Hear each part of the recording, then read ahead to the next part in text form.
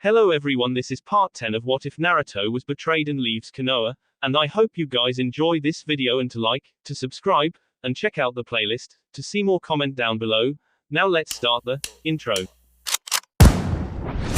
call me a god.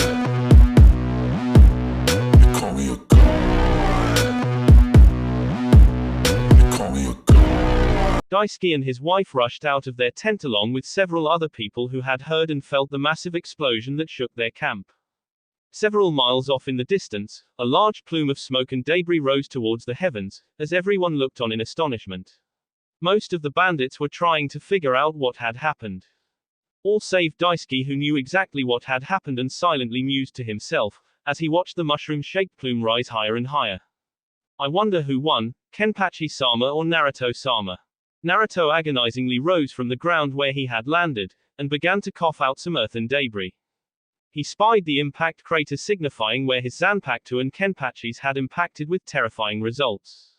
It looked as if the force of the impact had blown every tree, shrub, and rock formation within a half-mile radius away. Was not expecting that, Naruto thought to himself, before the horrific realization hit him. Nell, Hinata, and the rest of the girls had been observing the fight from a quarter-mile away. Quickly looking over to their position, Naruto couldn't see them, as the dust was still settling over the battlefield. Immediately, he began running over to check on their condition and make sure they were all right. As Naruto got closer, he started to hear the unmistakable sounds of crying from two little girls. Upon reaching them, Naruto's heart skipped a beat, as he saw Hinata lying prone over a weeping Nell and Yachiru. Judging by Hinata's tattered clothing, it was quite evident to Naruto that she had used her body to shield the little girls from the blast. Kneeling down to help his surrogate daughter and Yachiru out from under Hinata, Naruto then turned his attention to the Hyuga woman. A sense of relief washed through him when he found she was only unconscious. Looking around, Naruto could find no sign of the others who had been with Nell and Hinata, and he asked his sniffling daughter where they were and what had happened. I don't know where they are. When the big boom went off, Hina-chan started to twirl around and tit thinny dome surrounded me and Yachiru-chan. Hinata used the Hyuga's Hakushu Kaiten to protect him from the explosion. Naruto thought to himself, as his daughter continued on. But the boom started to break through the thinny dome and then Hina-chan threw herself over me and Yachiru-chan, and that's the last thing I can remember until you got here. Yachiru nodding in agreement with everything the young girl beside her had said. Is Hina-chan going to be alright?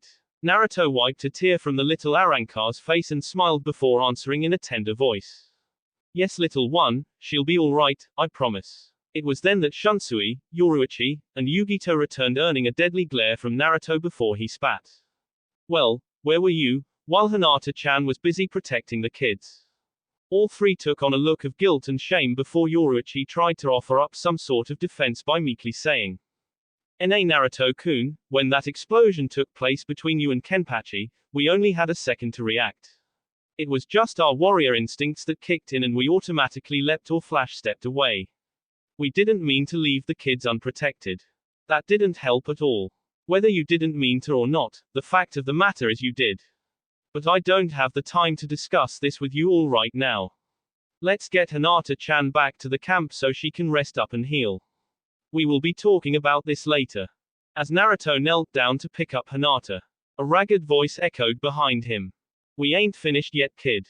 Turning around, Naruto was greeted to the sight of a very bloody and battered Zaraki Kenpachi barely standing with his Zanpakuto held shakily in his hand. Naruto could see that Kenpachi was swaying and barely had the strength to hold his sword.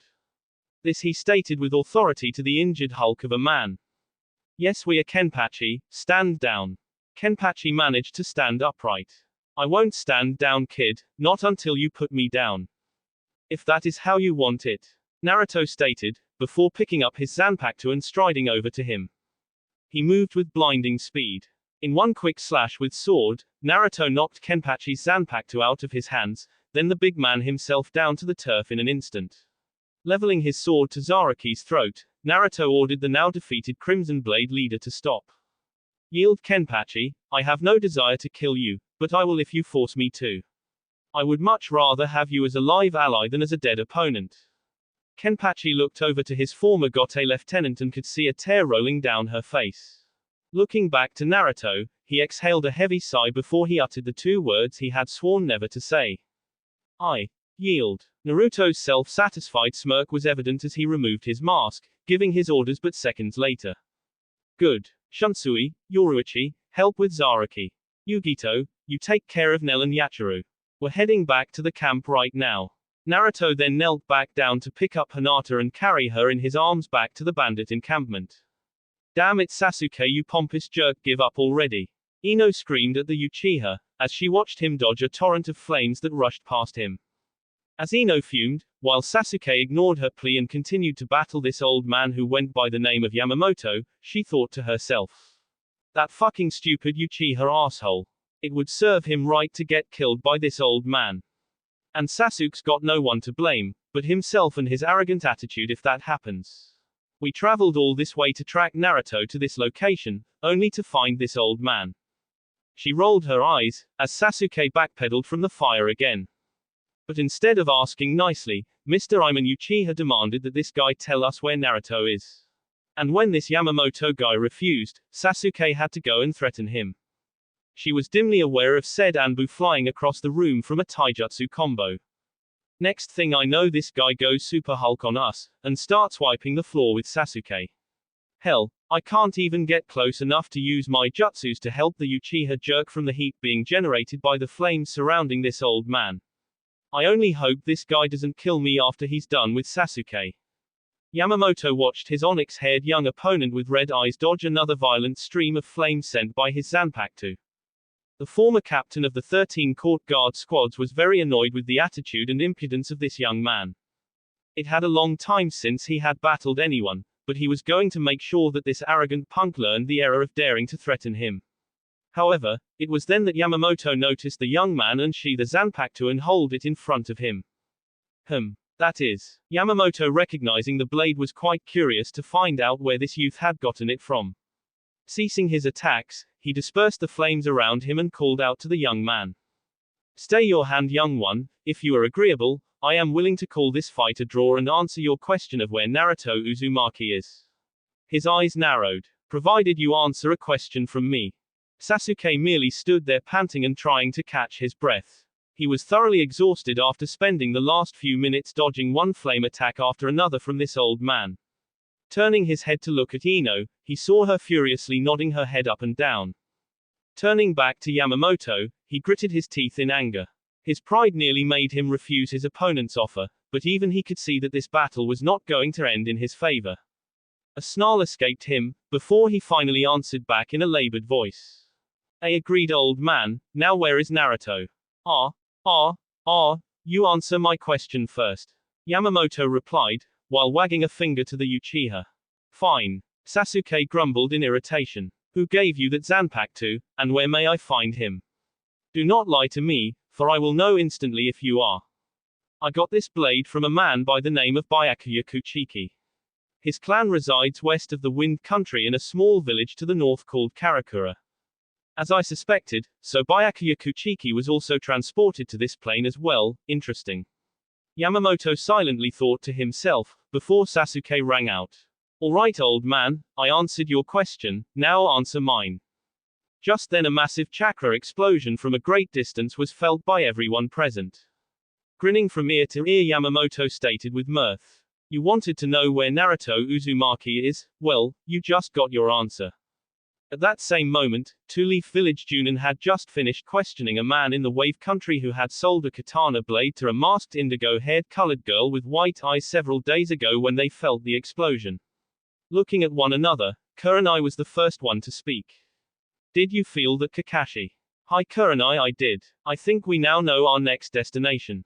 Why, that's not the direction that man said the masked girl went, who I am sure was Hinata. I know, but I can think of only one person capable of a chakra explosion that intense, Naruto. And if it was Naruto, that means Hinata will more than likely be heading that way, or is already there. That makes sense. Alright, let's go. Kakashi nodded in agreement before both Junin leapt off in search of the source of the explosion they had sensed. Sakura suddenly stopped running through the forest and yelled out for Kiba to halt as well. The Inuzuka heir groused, as he made his way over to his Kunoichi partner and asked with annoyance. What the hell are we stopping for, Sakura? You didn't feel that, Kiba? Feel what? I'm not sure, but it felt like a huge chakra spike coming from that direction. Sakura stammered, as she pointed in the opposite direction of where they were headed.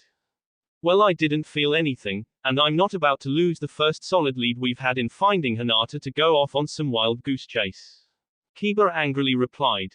Solid lead? What are you talking about? Some drunken traveling merchant who said he saw a masked blue-haired girl with white eyes in the wave country. That's not exactly an ironclad lead.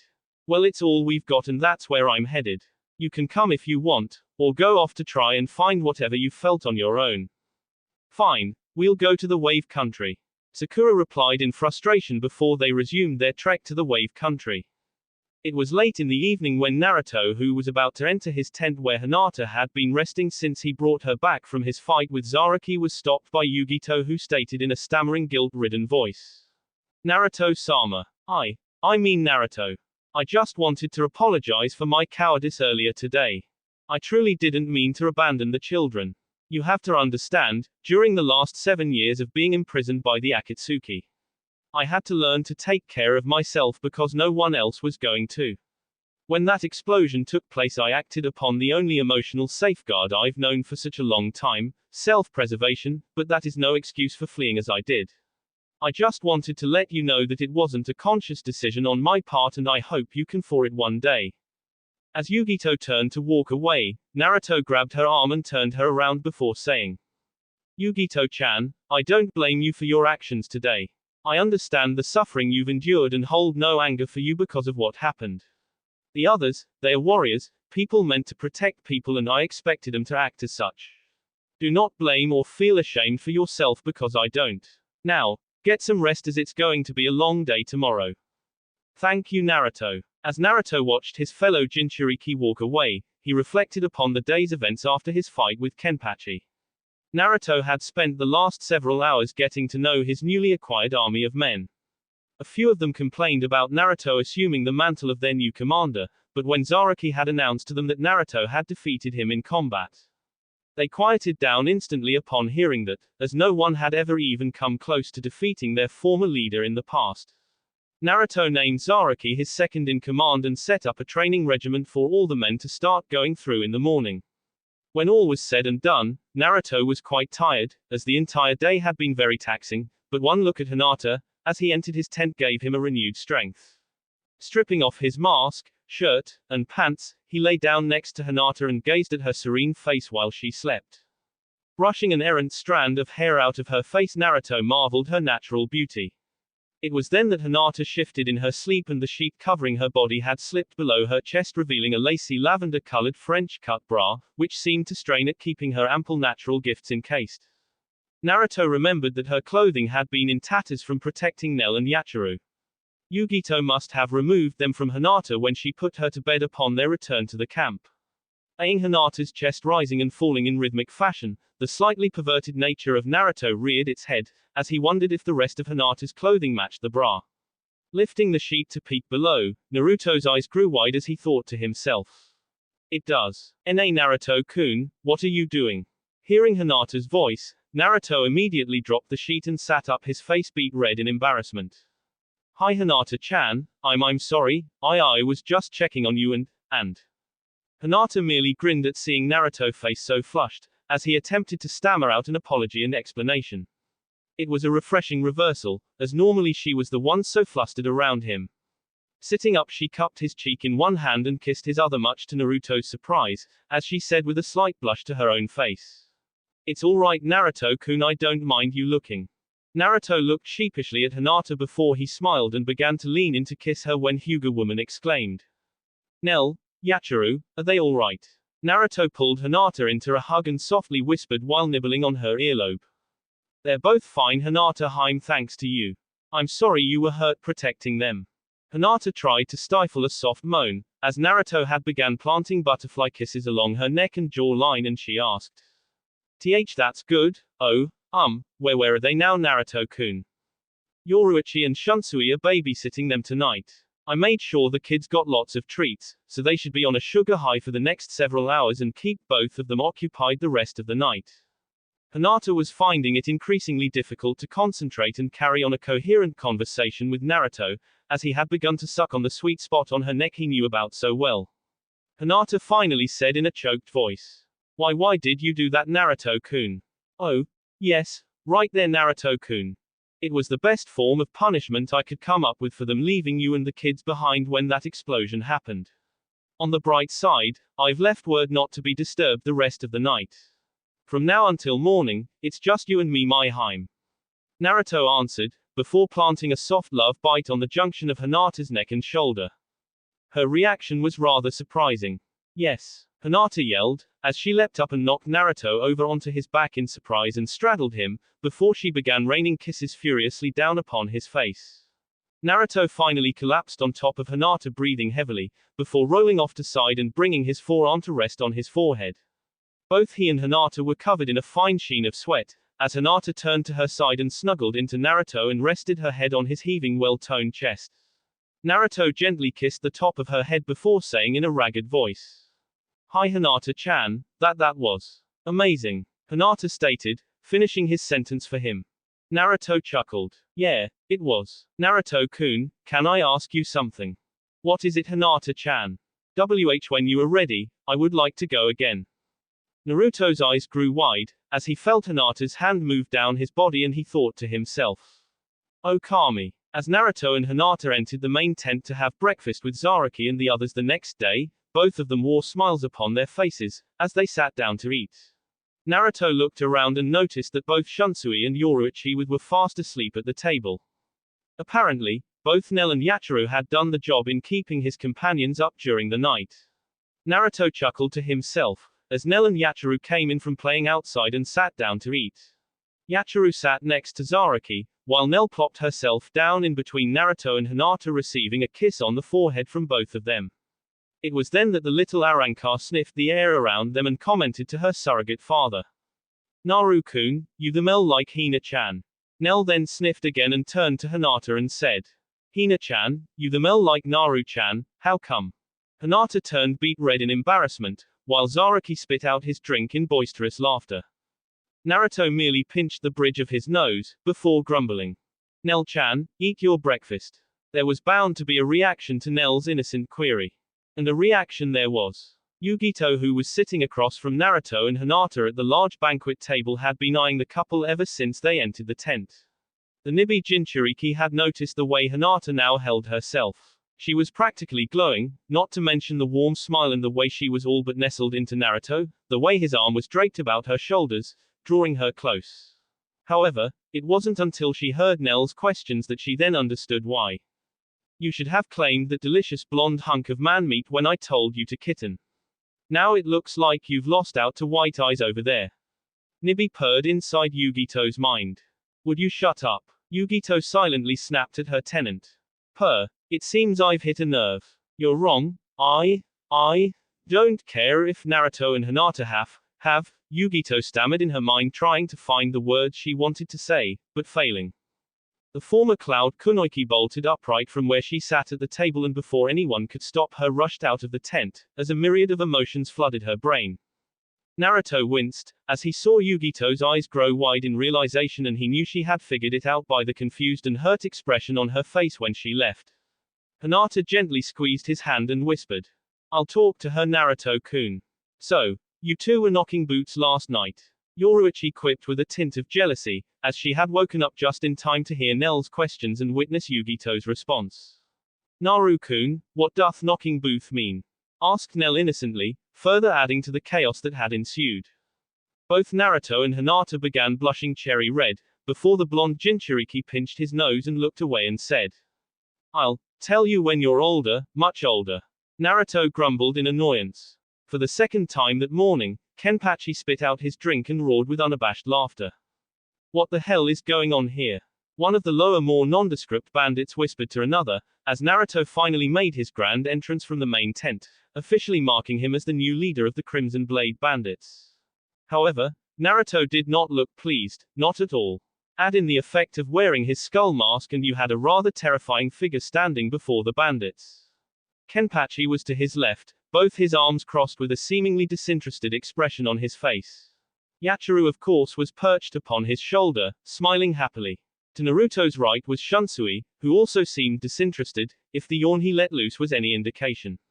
However, no one took notice of any of this, as every single bandit's attention was focused solely on Naruto. Why does he look like he's about to kill all of us? One bandit murmured to his comrade. For indeed if looks could kill the lot of them with a few minor exceptions such as Daisuke, Yumikika and Ikaku would have dropped dead by now, so seemingly deadly was the intensity of Naruto's glare.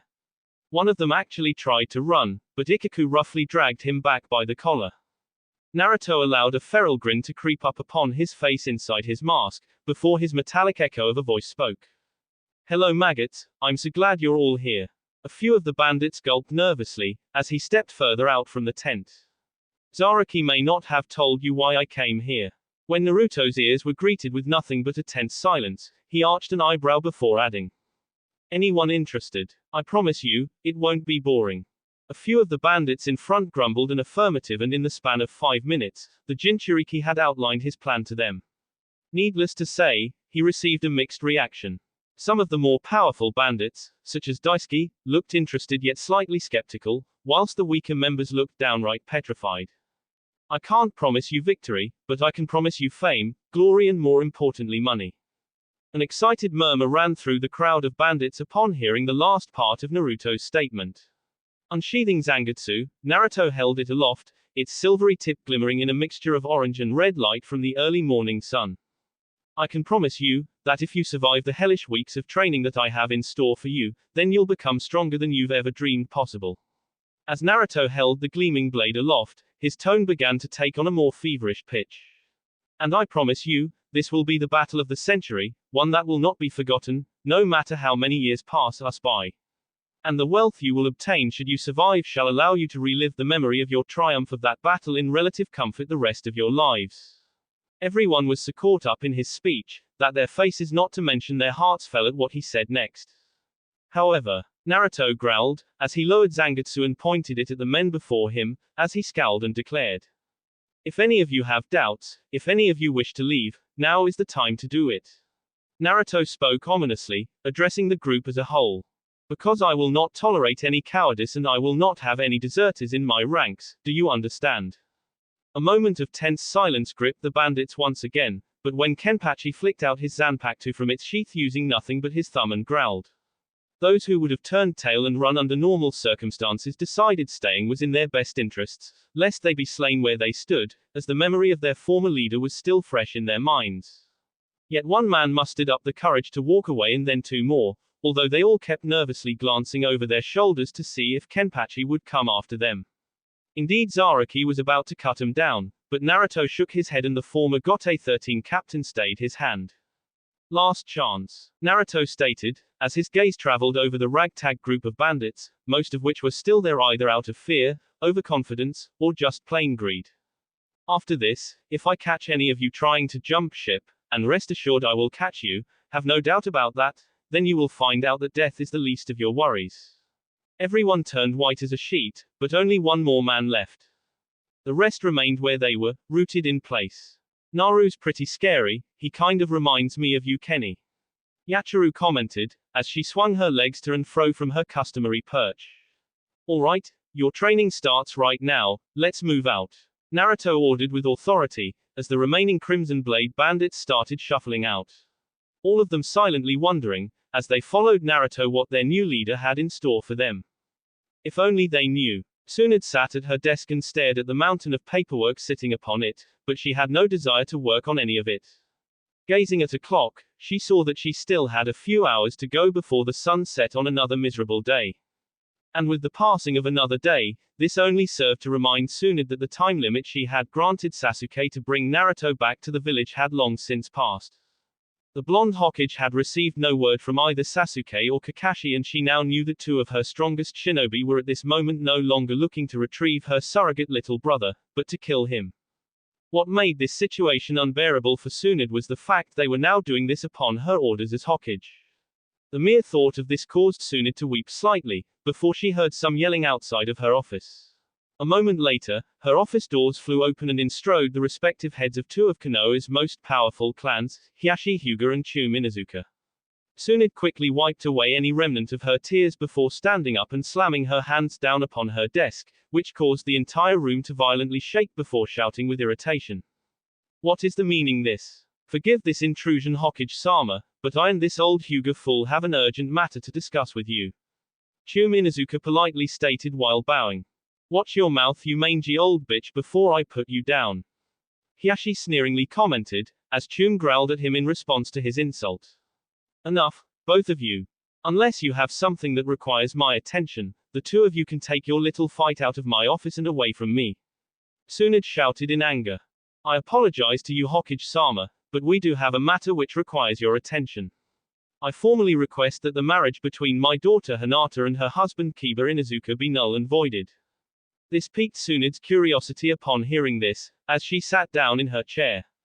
It was Hiashi that had pushed for this clan marriage 3 years ago, but now he wants it dissolved, as if it had never happened. Tsunade definitely wanted to hear what caused this change of attitude within the Hyuga patriarch and bade him to take a seat before she asked. Exactly upon what grounds do you want the marriage voided for, Hiashi? Quite simply, Hokage-sama, the Inuzuka whelp marriage has failed to produce any heirs. And the Inuzuka clan itself has been quite obstinate in the defiance of proposals the Hyuga clan have put forth within the Konoha Council. Ah, there it is, the real reason Hiashi wants to cut ties with the Inuzuka clan. I'm sure he thought with Hinata and Kiba's marriage that Chum and her clan would fall in line with what the Hyuga clan desires within the council. You stupid old fool. Did you really believe that Chum would bow down to your political ambitions just because of your daughter's marriage to her son? And to think you purposely ruined your own daughter's happiness for nothing more than an attempt to further your power within the village.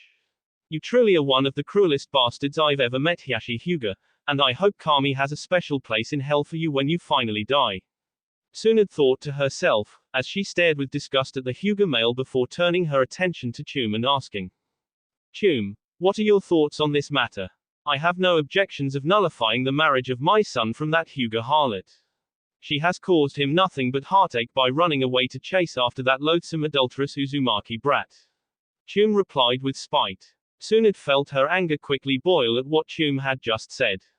Not only about Naruto but also about Hinata as well, as she said through gritted teeth. Chum, you're an old friend of mine and I will give you a pass that what you just said is because of the grief you feel over what has happened to Kiba. But if ever hear you speak about Naruto or Hinata like that again, you'll be leaving this office on a stretcher. You know as well as I do that Hinata has been faithful to your son their entire marriage. And Naruto has done nothing but respect the sanctity of that marriage since its inception. Then why did she run off after him, if he's done nothing wrong, Hokage-sama? Chum snapped back with anguish. Because Hinata loves Naruto and not your son. I know that's hard for you to hear, but it's the facts of the matter. And don't pretend you were oblivious to this, Chum, or you either, Hiashi. You both knew whom Hinata's heart belonged to before you rammed this arranged marriage down her throat. Yes, I knew. Chum quietly replied. Yet you still let this power-hungry bastard sitting next to you talk you into going through with the marriage even though you knew it would destroy both Hinata and Naruto. Why, Chum, why did you do that? Now see here. Hiashi spoke up in objection to being insulted. Shut up, Hiashi, I'll get back to you in a moment. Right now I'm speaking to Chum, and if you want me to annul this marriage, you'll sit there and keep your mouth shut. Now Chum, I'll ask again, why did you do that? I did it because I love my son and he was so desperately in love with the girl I just wanted to see him happy. I like Hinata and I know she has remained faithful to Kiba during their marriage, and I know that Naruto has always been a loyal friend to my son and would never betray him in any way. I apologize for what I said about them. I'm sorry about the pain you and your son are going through right now, Chum. But the two of you need to realize that Hinata doesn't love Kiba, at least not in the way you both want her to. She will always love Kiba as a close friend and comrade, but Hinata has and always will be in love with Naruto, and I'm sorry but there is nothing you or anyone can do to change that. I know I had just hoped that one day Hinata would learn to love Kiba the way he loved her. That's why I agreed to the marriage, Tsunade. Chum replied, the regret etched in her voice. Hinata tried, she tried for over 3 years to be a good wife to your son. Which wasn't easy, considering how Kiba treated Hinata more like a possession or a trophy than as a wife. I know she did, Tsunade, and I know my son could have been a much better husband in how he treated her. I thought eventually Kiba would come to realize how he was acting and maybe he would have.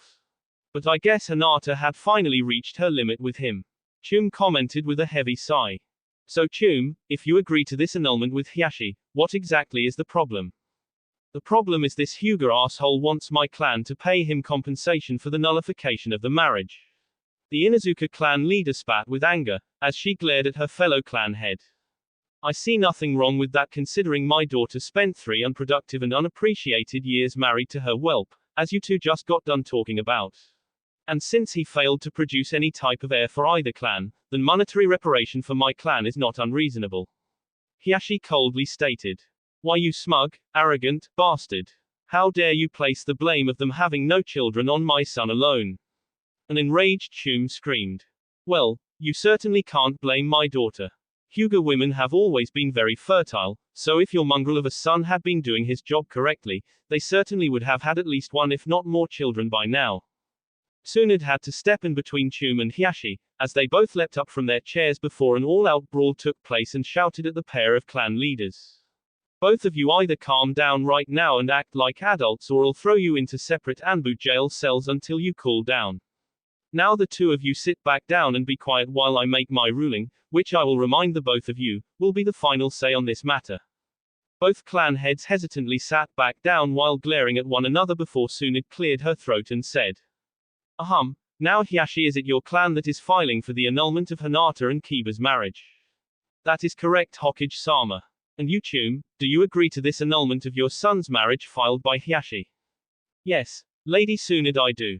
Very well, then I agree that compensation is in order on this matter before I void this marriage.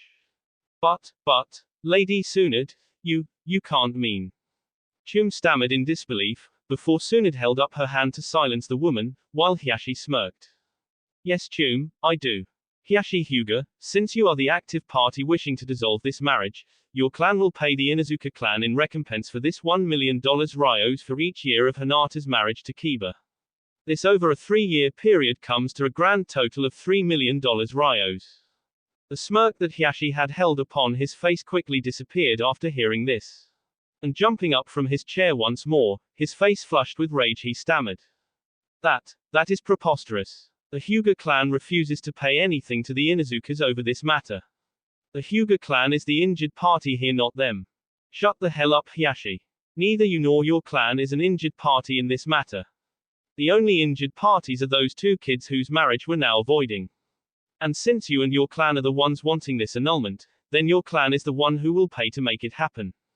Unless of course you want them to stay married and perhaps finally produce this heir you've been screaming for. Tsunade fired back at the fuming Hyuga leader. I'd sooner accept an heir from the Uzumaki brat, than ever have anything to do with this wretched canine clan anymore. Well, there is another option I suppose, but I'm not sure you would agree to it. Because of the great love you hold for your daughter. Tsunade stated with a hint of sarcasm at the end. What would this other option be, Hokage-sama? It's really quite simple, Hiashi. If you were to banish your daughter from the Hyuga clan and renounce any rights or claims you have on her, then this becomes nothing more than a normal ending of a simple marriage, as opposed to the nullification of a politically arranged marriage between 2 prominent clan heirs. To which if you do this, Hinata will now become a mere Konoha citizen and no compensation will be required to either clan to effect the annulment of the marriage. If you would like some time to think this over, I'd be glad to grant. I agree to those terms. Hiashi quickly announced, interrupting Tsunade. Tsunade looked up in surprise at how quickly Hiashi had agreed to banish his own daughter from the Hyuga clan. She looked upon the man with renewed disgust before asking with contempt ringing in her voice. Hiashi Hyuga, is it your position that you relinquish all rights and obligations towards your daughter Hinata and she now becomes an ordinary citizen of the village? If so, you need to sign a parental clan release form Hiashi authorizing to legally do this. Fine, whatever, I could care less. Hinata is of no use to the clan anymore, not after serving as a rutting post for the Inuzuka mongrel the last 3 years. No decent clan of any of the elemental nations will want her now that she's damaged goods. I wash my hands of her and she can live in the streets for all I care. Hiashi callously remarks. Your concern for your daughter's future well-being is touching, Hiashi. Sign at the bottom if you would. Tsunade sarcastically says as she hands the form to Hiashi.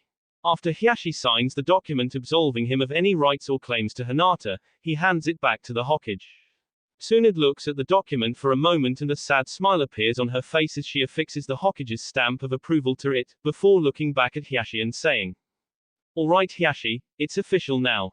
Hinata Hyuga is now a normal ordinary citizen of Konoha and officially by your order has no ties to the Hyuga clan any longer. As such, I will grant the annulment of her marriage and no compensation will be levied against your clan. If you have nothing else to discuss with me you can leave, as I find the mere sight of you revolting to look at right now. As if I care Hokage-sama." Hiyashi sneered, before turning and storming out of the office. After the door slammed behind the insulted Hyuga patriarch, a stunned Chum turned to look at the blonde Hokage and asked with bewilderment. "Why in Kami's name did you do that for Tsunade? What did I do Chum? What did you do? You just left Hinata without a home should she return to the village. I may not be happy with the girl because of what has happened between her and my son. But I don't want to see her homeless and out in the streets. Oh, is that all? Please, Hinata is well loved by many people, especially her friends. It's not like she would ever have to worry about not having a roof over her head. But that still doesn't explain why you had Hiyashi banish his own daughter. I didn't have Hiyashi do anything, he made that choice all on his own. I merely provided the option to him. He didn't have to use it if he didn't want to. But, I did it Chum because I owed the girl. 3 years ago Hinata came to me terrified and begging for my help to stop or escape her arranged marriage to Kiba." "Oh, I see," Chum quietly replied. "No, you don't see.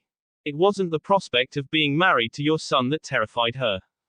Hinata truly cares about and loves your son, but as I said before, not in the way you and Kiba wanted her to. No. What terrified Hinata was the fear of losing Naruto forever because of the marriage. The girl pleaded with me then with tears in her eyes to help her in some way. But instead of trying to help Hinata, I chose the cowardly way out and told her I couldn't get involved in between the affairs of two clans and showed her the door. And by doing that, I essentially sent the girl back into the clutches of that evil, self-serving bastard who was just here." A couple of minutes of silence filled the room before Chum spoke up once more and asked, "You say Hinata was scared of losing Naruto because of her marriage to my son. I don't understand, if she loves the Uzumaki boy that much, she could have covertly continued to see him even after she was married to Kiba. Why did she have such a fear that her marriage would cause her to lose Naruto forever? Because Chum, both Hinata and Naruto have something that unfortunately a lot of people lack within them, a sense of honor. Once she was officially married to your son, both she and Naruto would have nothing to do with each other anymore. The thought of what you just suggested would never have occurred to them, as they would never dishonor themselves, the marriage, or hurt your son by committing such a betrayal." Chum nodded her head in understanding, before Tsunade continued on. "So I did nothing to help Hinata back then and by doing so, I helped to destroy not only her happiness, but also the happiness of my little Ototozan as well. Hinata was right of course, once she was married, Naruto respectfully bowed out of her life. I'd held out hope in the beginning that the Yamanaka girl would be able to help him overcome his grief at losing Hinata. And after a year it seemed like she had. But then when she left him for the Nara heir, I knew it was over. After that happened, I watched Naruto slowly die on the inside with each passing day, as he shut down his emotions and sought nothing but solitude. And to this day, I will never forgive myself for the part one played in that." Chum nodded her head once again in understanding, before Tsunade then said, "I don't have the opportunity anymore with Naruto to try and make amends for what I did. But as for Hinata, if she does return to the village, then at least I've given her the opportunity to live her life free from Hiyashi's oppressive control. That's why I brought up the banishment option to her father.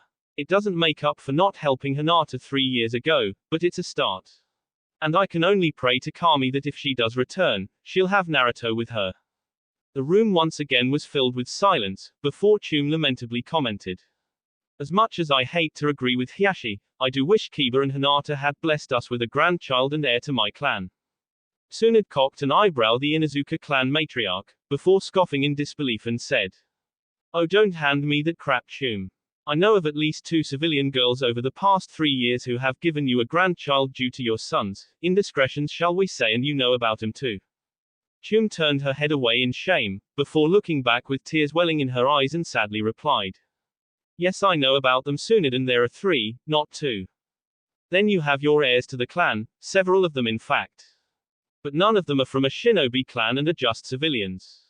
Inuzuka tradition mandates that any heir to the clan must come from a union of 2 shinobi clans. Oh, screw tradition, it's an archaic law and serves no purpose anymore. And you mean to tell me because of tradition you're going to force these 3 civilian girls to raise their children alone and without any help or recognition from the Inuzuka clan? My Kami Chum, I'd expect something like that from that Hyuga bastard who was just here in his clan, but I certainly never would have expected it from you or your clan. A brief moment of anger flashed across Chum's face at what Tsunade had just said, before it disappeared, as the Inuzuka clan leader realized that the blonde Hokage was right. Rising slowly, Chum got up and made her way to the door before turning around and saying, "Thank you, Lady Tsunade, I've learned a great many things today and you've given me much to think about." However, before she left, Chum turned back to Tsunade and stated with sadness, "I'll admit, when I first found out that Hinata had left my son to go chase after the Uzumaki boy, I was very upset and hated and cursed the both of them. I thought they had planned all of this in advance and had betrayed Kiba most heinously. But now I know that is not the case. I can't say that I'm ready yet to forgive Hinata for hurting Kiba. But at least I now understand her motivations behind her actions and know that even after all the sins he's committed against her during their marriage, Hinata never purposely meant to hurt my son. I'll take my leave now, Hokage-sama, and you have a good day." "You as well, Chum Inuzuka," Tsunade replied, as she watched the clan leader leave her office. Hinata took a deep breath to calm herself as she approached Yugito's tent. The young Hyuga girl wasn't exactly sure what she was going to say to her newfound friend and companion, but knew she needed to say something as she tentatively called out, "Yugito-chan, may I come in and speak with you? I really don't feel like talking to anyone right now." The Nibi vessel answered in a choked voice. Deciding not to take no for an answer, Hinata entered the tent anyway and said, "I really think we should talk about me and Naruto-kun to try and explain." Hinata replied nervously, as she sat down on the ground across from Yugito. "What about him?" Yugito spat bitterly before continuing. "There's nothing to explain. I should have guessed Naruto would be with you, Hinata. You were his first true love. I was a fool to think that Naruto might care about me after he learned what I had been through at the hands of the Akatsuki. I'm nothing but trash in his eyes in comparison to a princess like you."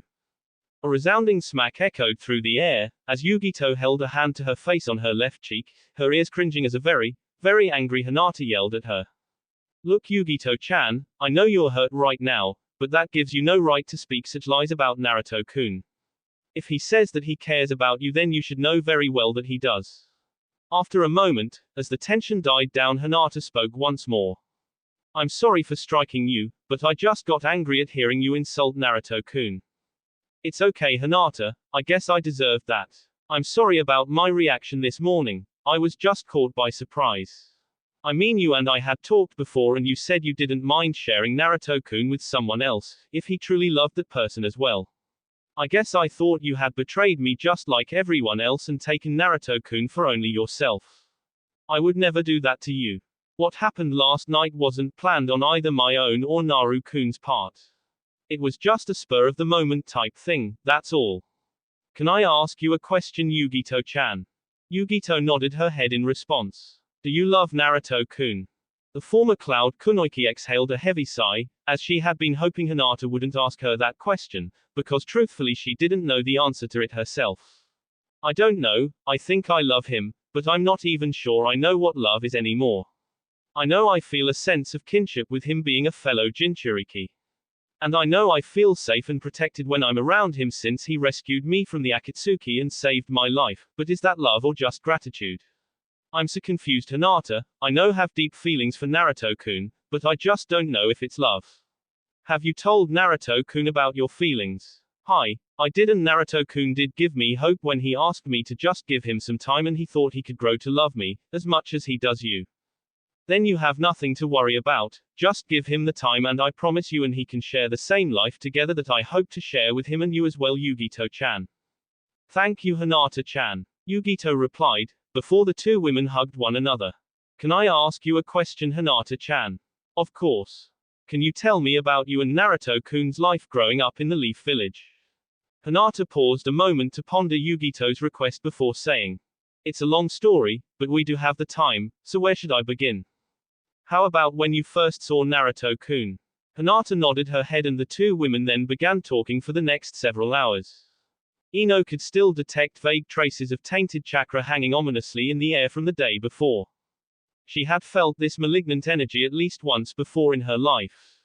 QB. As she and Sasuke increased their speed, they followed the distant malignant energy that seemed to blaze a trail they hoped would lead them to Naruto. With every turn they took and every tree they leapt from, the very air was permeated with the noxious energy, to the point where a lesser shinobi would have vomited. Then suddenly, all at once it vanished. A sense of serene peace was left in its wake. Then there it was. Though it was far away, Ino could feel Naruto's distinctive chakra signature and it was somewhere over the distant horizon. It might take at least a couple of days' worth of travel and then they'd have caught up with Naruto, or at least she hoped as much. Yet, Ino felt frightened at the result of what Naruto's reaction might be upon seeing her again. Now she was having second thoughts. No, she told herself in her mind. Ino was firm in her belief that chasing Naruto had been the right thing to do, but she was scared. Sasuke noticed this and slowed to a halt to prevent himself from outdistancing her. "Ino, are you okay?" She shook her head, slowly at first, then frantically, as if she were afraid to take another step. Her breathing began to hasten, almost as if she were about to hyperventilate. As it was, her eyes were wide, swimming with fresh tears. All at once panic seized Ino, angst gripping her soul with apprehension. No, I'm not." Sasuke let out a small gasp, when Ino suddenly seized him by the shoulders and shook him roughly. "Don't you get it? We haven't spoken to each other in 2 years. What if he still hates me?"